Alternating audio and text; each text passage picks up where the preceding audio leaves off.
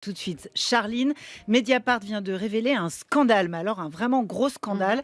Alors qu'elle se revendique depuis des décennies Made in France, Sophie la girafe est fabriquée en Chine.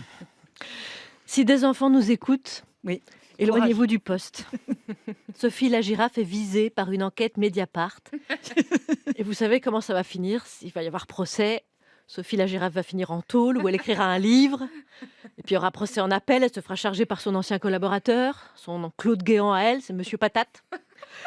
Les journalistes de la cellule investigation de Mon Petit France Inter sont sur la brèche. Et j'espère qu'ils vont pas découvrir que Sophie la girafe n'est pas une vraie girafe, mais un bête morceau de caoutchouc parce que je survivrai pas.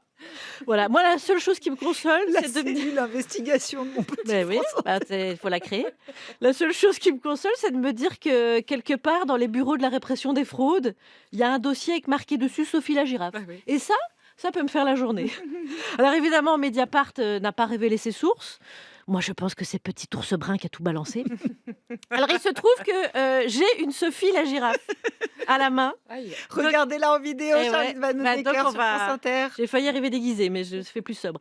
Et donc, je pense qu'on va directement lui poser la question. Sophie, regarde-moi dans les yeux, Sophie. Est-ce que tu as été fabriquée en Chine? Vous voyez, elle parle pas français. Attendez. Sophie, qui est président de la République? Non, mais Putain, mais elle a clairement un accent de Shenzhen, celle-là, non? Oh, qu'est-ce qu'on fait? Je l'accompagne à la préfecture pour sa demande d'asile. Parce qu'elle raconte à tout le monde qu'elle est française de souche, alors que c'est limite une immigrée clandestine, avec sa petite tête, là.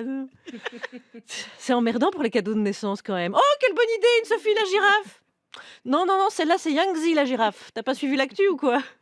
Au moins, Chantal Goya, elle est honnête. Elle a jamais chanté Petit Pandi Panda, petit ourson fabriqué en France. Jamais. C'est pas possible, il faut réagir.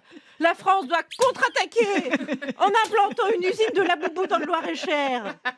Avouez que c'était un choc pour tous les Français. C'est un petit peu comme si on leur apprenait que Johnny Hallyday était belge. Oui, voilà, faites comme si vous n'aviez pas compris la blague, restez dans votre déni. La tromperie est telle que quand l'usine de Rumilly, en Haute-Savoie, faisait l'objet de contrôles, l'entreprise demandait à des employés de se mettre derrière les lignes de production pour faire croire que la girafe était encore fabriquée sur le site. non. Si.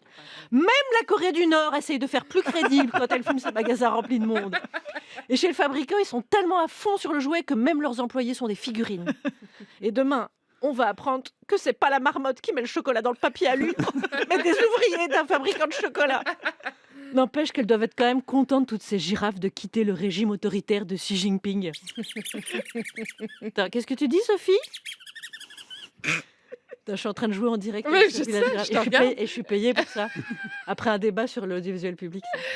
Et qu'est-ce que tu dis, Sophie? Que tu vas appeler la police parce que je manque de respect au guide suprême? Putain, celle-là, elle est vraiment chinoise. Charline Van Honecker et Sophie la girafe qui a donc très mal terminé cette chronique.